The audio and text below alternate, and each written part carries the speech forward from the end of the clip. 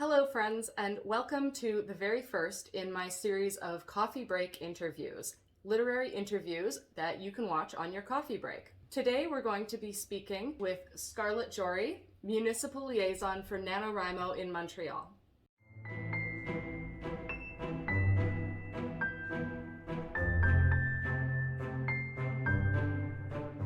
Welcome to Coffee Break Interviews. My name is Rhiannon, and this is our very first guest, Scarlet Jory. If you did not know, Scarlet is actually taking me under her wing to assist in coordinating NaNoWriMo right here in Montreal. So I thought it would be interesting for us to sit down together and chat as NaNoWriMo veteran and Nano newbie. Let's start with a bit of background. Scarlet is a writer, of course, a teacher, event planner, so tell us a bit about yourself. My background is actually mostly in education. Okay. I've been teaching since 1994 in the elementary school system, and so when I first got into doing NaNoWriMo, it was coming from that sort of background of helping children with their writing. And when I first started NaNoWriMo, there was no young children's program. Okay.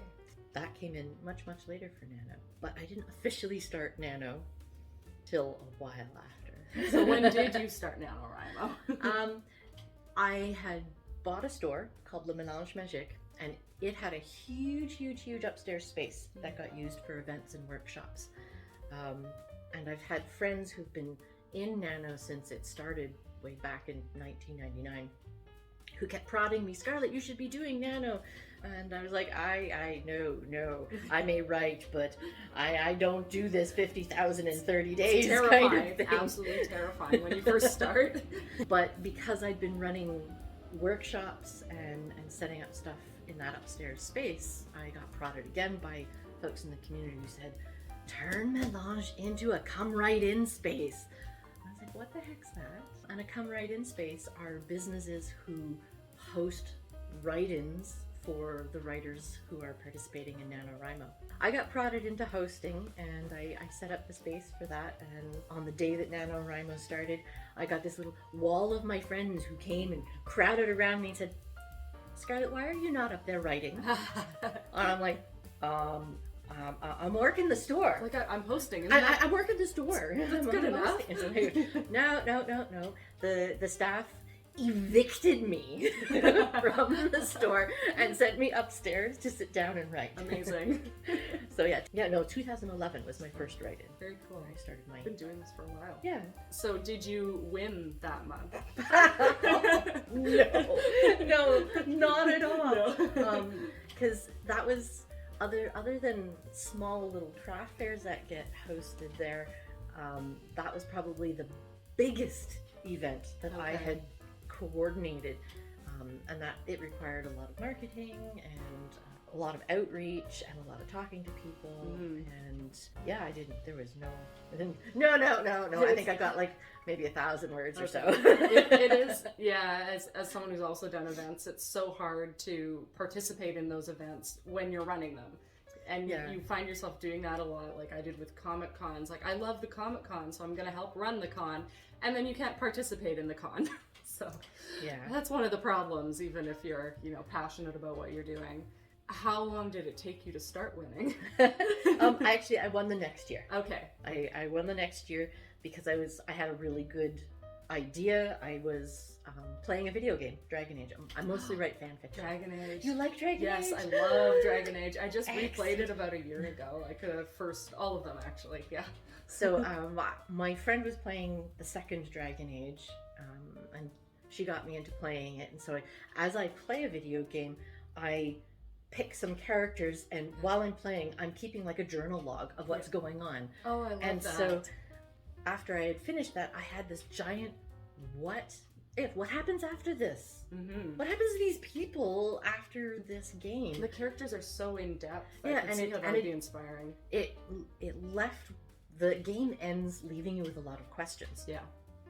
So I had all of this backstory planned out from while I was playing the game, and a whole pile of ideas of what to do next. So when NaNoWriMo came around, it was just perfect timing, and I plowed through this story, and I've got 72,000 words in the 30 days. So you like more than one at that point. Yeah. You made up for the first year. Oh, definitely. But yeah, the first book is published, and I commissioned an artist to do the artwork. Oh, cool. And my next nanos, we're working on that second book. I think I saw actually on your Nano page, did you have Fenris in there? Yes, I do Anders and Fenris. Okay, I love it. When did you take on the role of ML? You were hosting and you were writing, and then when did you take that leap? I got pregnant and had a child, and so there's this vague few years where I held the role of assistant and then held the role of co-ML with Hendrik. But I'm not 100% sure when that was. Somewhere between 2014 and 2016. So in this time that you've been doing NaNoWriMo, what's been different in the early days, and what's changed and what's stayed the same? In what sense? Well, I've noticed on the website, you'll see there have been a lot of evolutions, like different forms of the website, different things that they offer. Now we have a really fully fleshed out system to map our progress and things like that, with word count updates and communities, and it's really easy to sort of find your local chapter and things like that. So I imagine there's been some evolution in that respect. Well, in the early days, it was all North American. Okay. And as it spread more worldwide, they had to be able to support the number of people. So one of their first evolutions was changing servers, just to handle the volume of people who would be coming into NaNoWriMo. Changing how people logged word counts was another of their major changes, because a lot of people do, like I do, handwriting. Right. So if you're handwriting, don't know how you do it. Well, when you used to log your word count by, you collected your text and you did a text dump. Okay. And that text dump got calculated by their website. Oh. You didn't enter your own numbers. So if you handwrite, that's impossible. Yeah.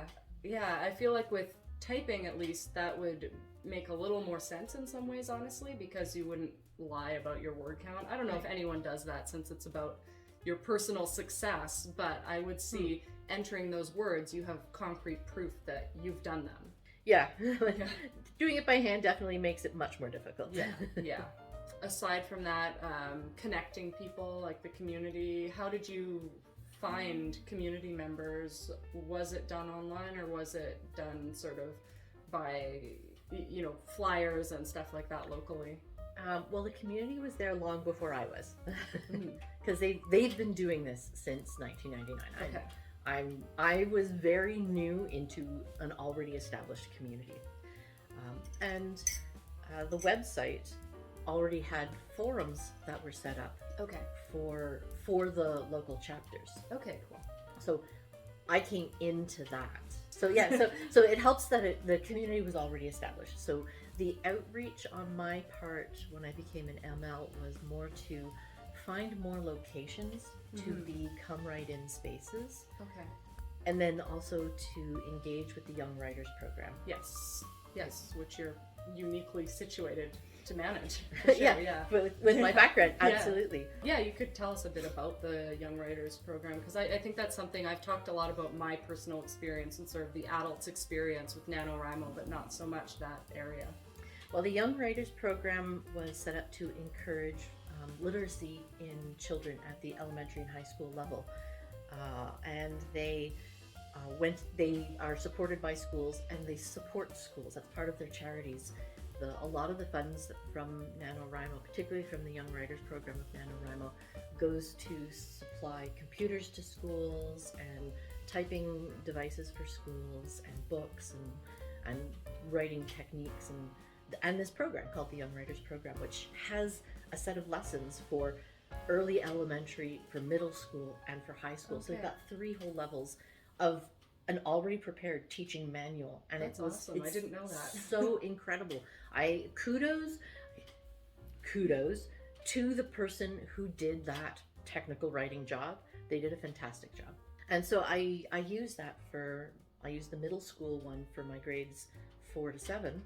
It made a huge difference. And so a writing program like this, whether for adults or for children, is a huge sense of accomplishment that completely changes your confidence. Absolutely.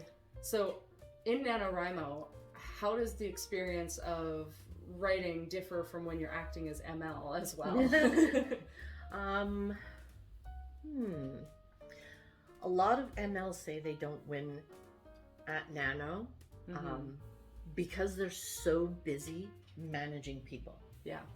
And in some ways I agree. Sometimes you're so focused on making sure you've done all the PR and done all the management and communicated with all the come write-ins and organized write-ins, etc., and events, that it hasn't left a lot of time to sit down and actually write.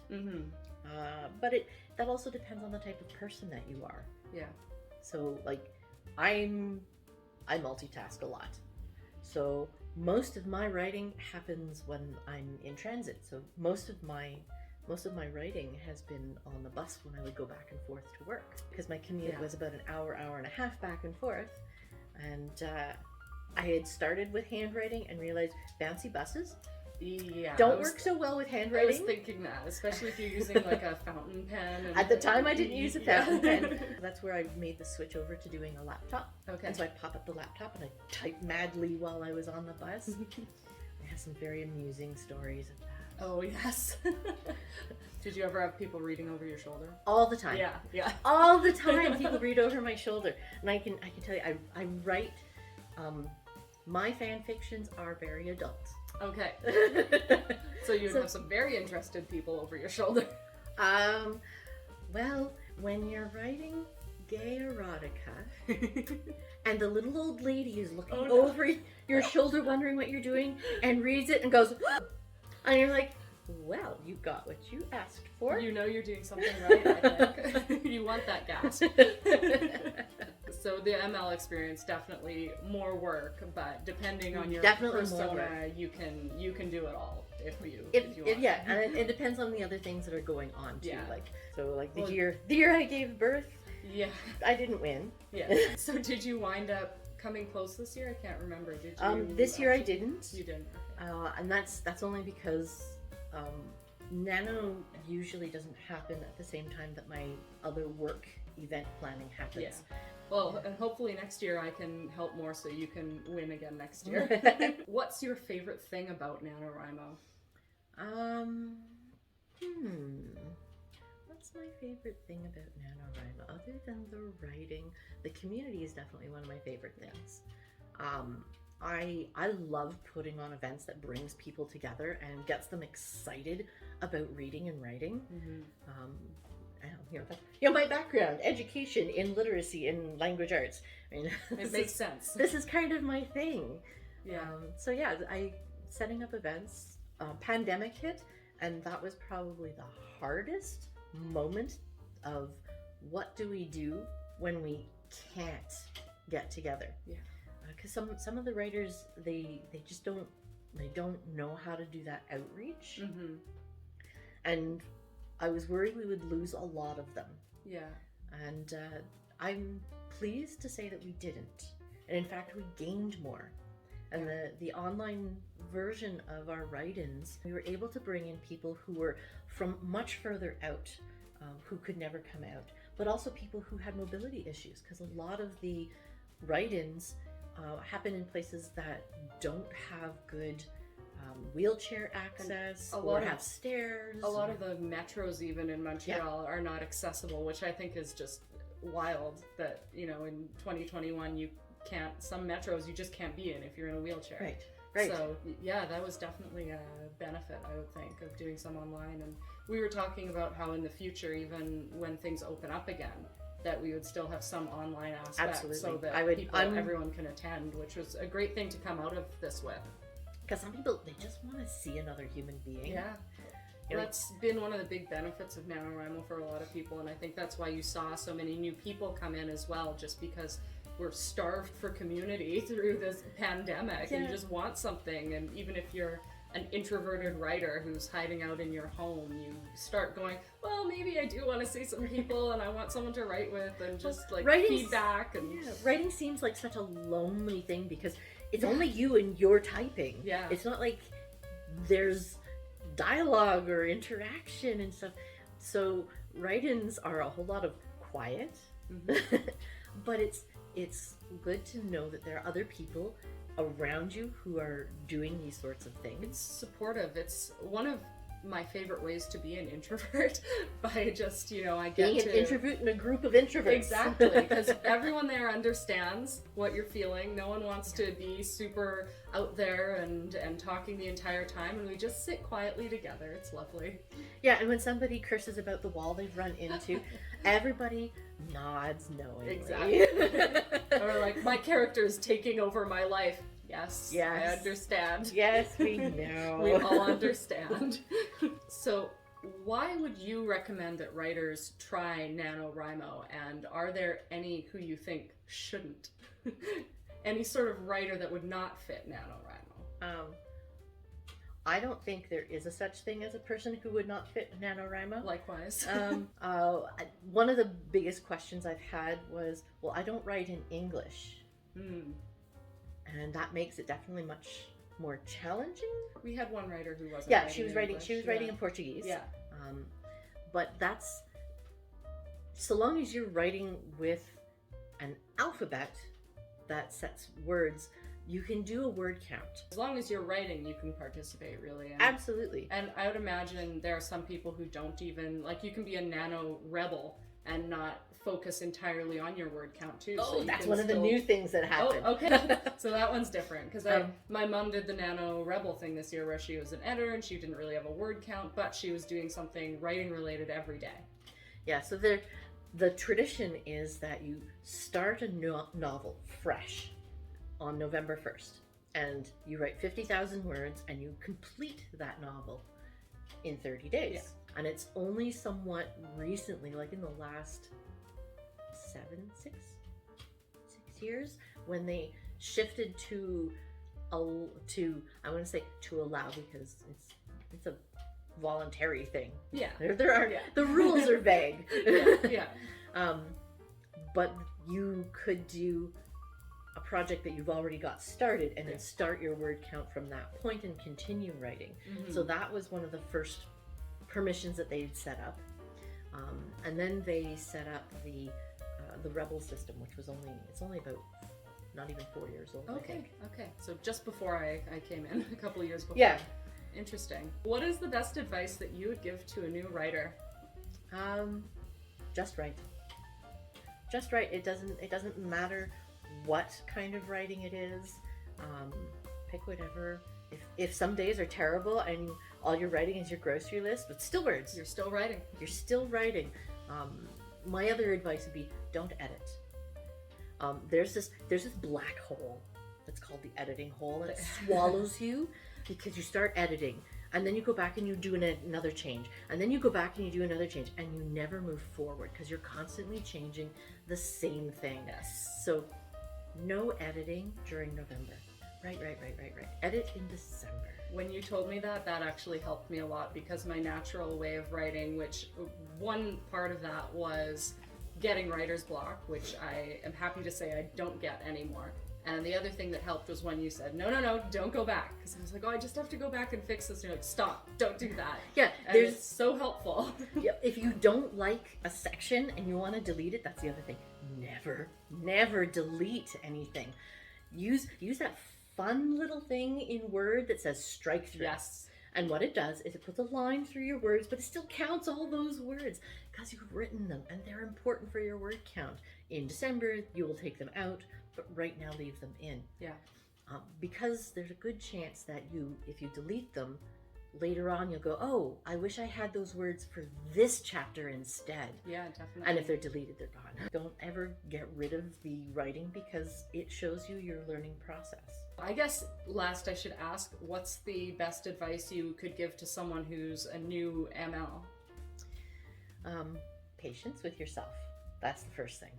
Because you take on chunks of stuff and Be very, very forgiving if you don't make your word count. And that be supportive because so what if you don't make your word count? You've been writing, and that alone, flat out, is a victory that you've done writing. Have a plan. Yeah. And I don't mean a novel plan. Have a plan. Like when I do ML stuff, I start in August, and I plan out, are we going to do pre-nano prep stuff? And usually there's going to be a workshop in September, and then there's a once a week set of workshops in October. Preptober. Yeah, exactly, Preptober. And Preptober is pretty new, actually. Okay. And I benefit a lot from Preptober. What I do all through the year is I start collecting things, because I have those gift bags. Wonderful gift bags that I always open on my channel. Since we got the pandemic, one of the hardest things that I had heard from writers is they feel so isolated, and depression was a really tough thing. Yeah. And so my first gift bag was really aimed at support and providing people with things that they needed for the pandemic and to feel that sense of comfort and connectedness. So we made sure that the gift bags were available right off the bat. And a lot of the people who had said, you know, this really made them feel like they weren't lost in this pandemic or cut off, because that was the general feeling. And mental health was a big issue, and still is a big issue. Yeah. But we don't want to lose those folks. No. And NaNoWriMo has been, as an organization, they've been really good with evolving and welcoming everyone and creating a community that everyone can appreciate and thrive in. I think that is a perfect spot to end it on, unless there was anything else you'd like to add about yourself or about NaNoWriMo. NaNoWriMo happens more than just November. Good point. They have post-nano, which is all editing through December. And then they have Camp NaNoWriMo, yes, which happens in bursts starting in the spring. Although I think March is their major Camp Nano event. But they run it kind of monthly, spring and summer. So if November isn't good for you, you can always sign on for camp. Absolutely. So is there any place that people can find your writing online that you would like to share? I keep AO3. Yeah, AO3.com is where most of my fanfic is and where it gets updated. Okay. So I'll link that down below, and you can follow Scarlet's writing on AO3. Thank you so much for being here. I think it's been a great conversation. I'm sure that people will take a lot away from this, just the point of view of someone running NaNoWriMo and who's been a part of it for quite a while. As for you, my lovely viewers, please do remember to leave a comment down below. Let me know your thoughts on this new series that I'm doing with interviews, what you thought about our discussion. Also, like, subscribe, hit the bell button so you actually get notified when I post new videos. And last but not least, I hope that you are having a day that is just as wonderful as you are. Bye.